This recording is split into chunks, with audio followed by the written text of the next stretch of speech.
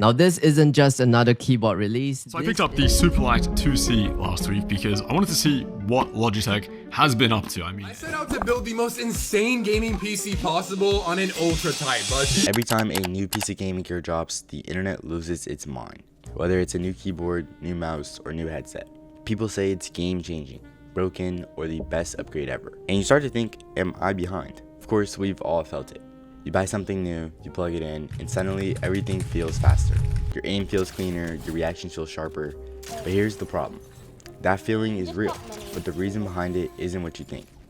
You see, most gaming gear don't make you faster. It doesn't unlock a skill, it doesn't magically raise your rank. What it really changes is how you feel when you play. And that's where people get tricked into buying stuff they don't actually need. So let's break this down to the simplest way. Less resistance feels like more speed. When you switch to a lighter mouse or a smoother mouse pad, you're not faster, there's just less effort. Your brain thinks that was easier than before, and your brain translates easier into faster. Nothing really changed about your reaction time, it just feels smoother. Now, this is the part that may seem a little crazy, but sound actually messes with your head. You see, a sharp click sounds instant, while a mushy click sounds slow. Even if the response time is the exact same, your brain trusts the one that sounds faster. That's why some gear feels snappy even when it isn't doing anything special. Now for the biggest one. When you buy new gear, you expect it to help. So you stop hesitating and you commit to your shots, and you stop second guessing yourself. You didn't really gain a skill, you just gained back the confidence. And of course, confidence makes you play better.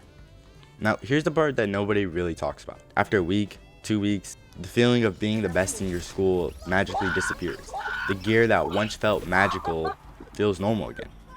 And it's not because you got worse, it's because your brain adapted to the new tech, which is why people keep chasing upgrades.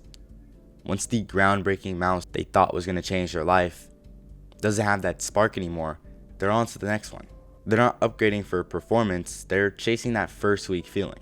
And this is exactly how people get stuck.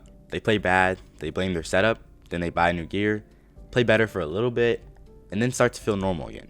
So they repeat the cycle. And instead of improving, they keep upgrading, chasing that get better feeling. So let's cut to the chase. Here's what actually matters way more than gear. If you already have a decent mouse, decent keyboard, and a monitor over 60 Hz, you're not being held back. What matters more is comfort, consistency, practice, and patience. Now, of course, new tech isn't bad, but just buying gear because it looks exciting is exactly how people waste money. Now, I'm not saying don't upgrade. If something is uncomfortable, broken, or holding you back, then of course, upgrade. But if you're just bored, frustrated, or mad because you suck, then you don't need to upgrade. Because no piece of gear will fix hesitation, bad habits, and lack of practice.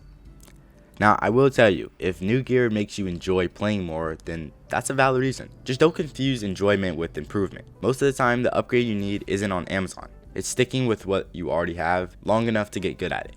So while you watch this video, I hope you think about the piece of tech you bought thinking it would help, but it didn't. And besides that, I'll see you guys in the next one.